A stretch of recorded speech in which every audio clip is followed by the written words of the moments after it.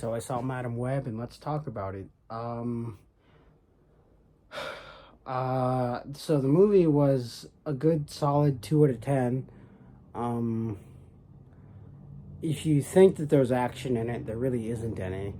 The movie starts off with with who's the actress? Don't care. She's driving an ambulance, and she has to drive through. I don't even know what the fuck is happening actually, because after the whole thing, she says, "I didn't do any of that." She's driving through traffic trying to get um, this person to the hospital, and Ben Parker, who is obviously, I think, Peter's dad or grandpa. I actually don't know the lore that well. Uncle Ben, my bad.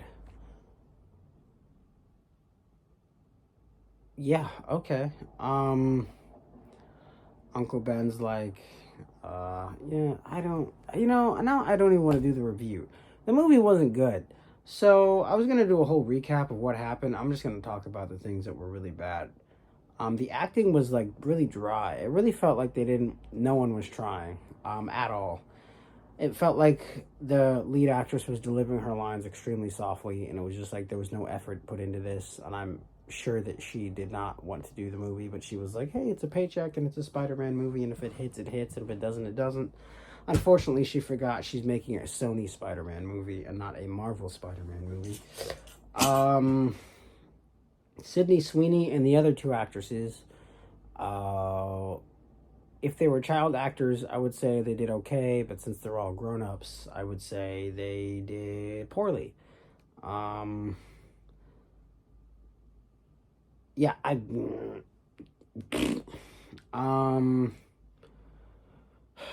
the premise of the movie is Dakota Johnson's mom. Is that the actress's name? Her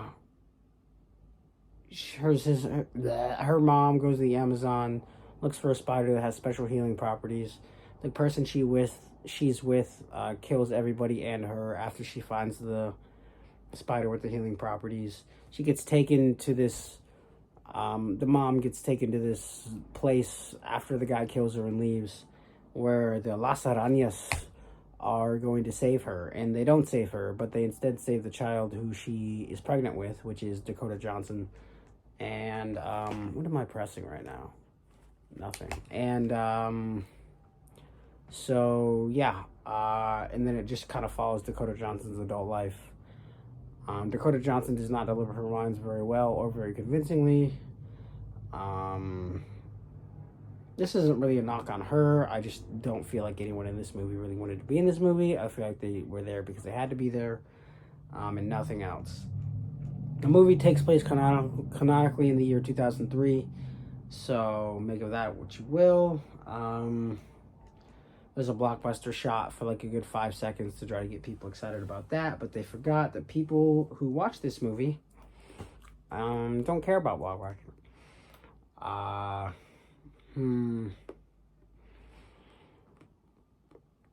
The big giant set piece at the end of the movie is on a rooftop with a place with fireworks in it. So the whole premise of Dakota Johnson's powers is that she can see the future and be everywhere at once. That never really happens except once throughout the movie.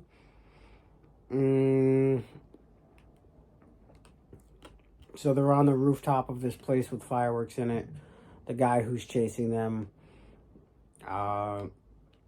follows her and the children into this place with fireworks. The whole place blows up. And then it's a fight between Dakota Johnson and this spider guy. Dakota Johnson obviously wins.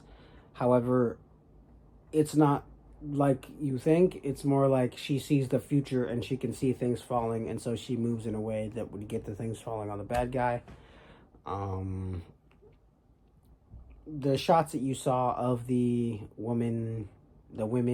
three young women in the spider suits, that's literally only in the first 15 minutes of the movie, and it's a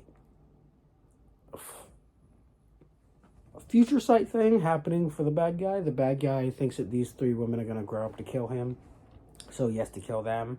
So he's chasing them, and they somehow run into Dakota Johnson. And then Dakota Johnson tells them to follow her, and they do it because she saved their life, and they're teenagers, and they're stupid. Yeah, and then there's this entire thing where there's an APB out on her and the girls because the whole world thinks that she kidnapped them, but somehow she's able to get a flight from New York to Peru, which obviously is not possible because you'd have to fly from New York to probably Miami, and then from Miami to Peru. So obviously you'd be crossing through at least two, maybe like one TSA line, and then your face would be probably everywhere because this is happening in, as I said, 2003, and 9/11 was not that long ago in that world. So I feel like their security would have been beefed up really well, but I guess not. So yeah, that was the only thing that was just like that really took me out of the movie. Everything else was just like don't care. There was a part where the teenage girls started being go-go dancers for a bunch of teenage boys in a diner. That was weird, and you can say that they're not doing that to be sexual for the boys, but it's just like, what the, like, shut up, fuck you. Yes, they are. Because there's literally no point to them dancing on a table with a bunch of boys, and being cute for them for any other reason than to be that just for them. I don't know. I'm not going to sit here and argue about it. So I'm talking to my camera and not anyone real. So that's the movie. That's how bad the movie was. I didn't explain it very well, and I don't care. You should waste your money on it. You shouldn't. Not should. Yeah.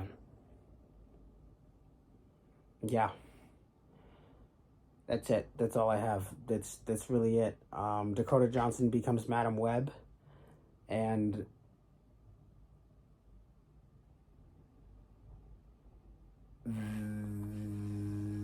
there's a point where they go into, at the very end of the movie, where it's like, these three girls will be Spider Women, and they will save people in the city. I looked it up, and apparently Sony wanted to do a Spider Woman movie where it was going to be these three girls, Madam Web and Spider Woman, in their Sony cinematic universe for Spider-Man. I was thinking halfway through the movie that this was made because Marvel made them make it, just so they can have Dakota Johnson's character in the MCU and no one else, but I guess not. To try to have this whole Madam Web shit. But maybe that is the case. I don't really see why you'd want to make this movie at all, ever. So yeah, that's what I did today. Besides just having a horrible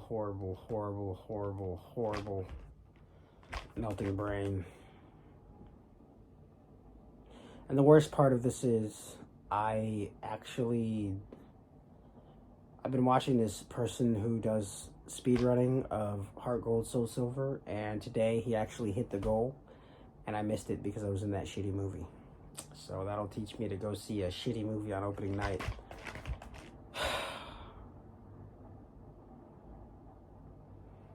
That actually kind of upsets me because I've been watching him screw it up for the past, I don't know, since last year he's been trying this. And now, out of all days, he hits the goal. And I miss it because I'm watching Madam Web.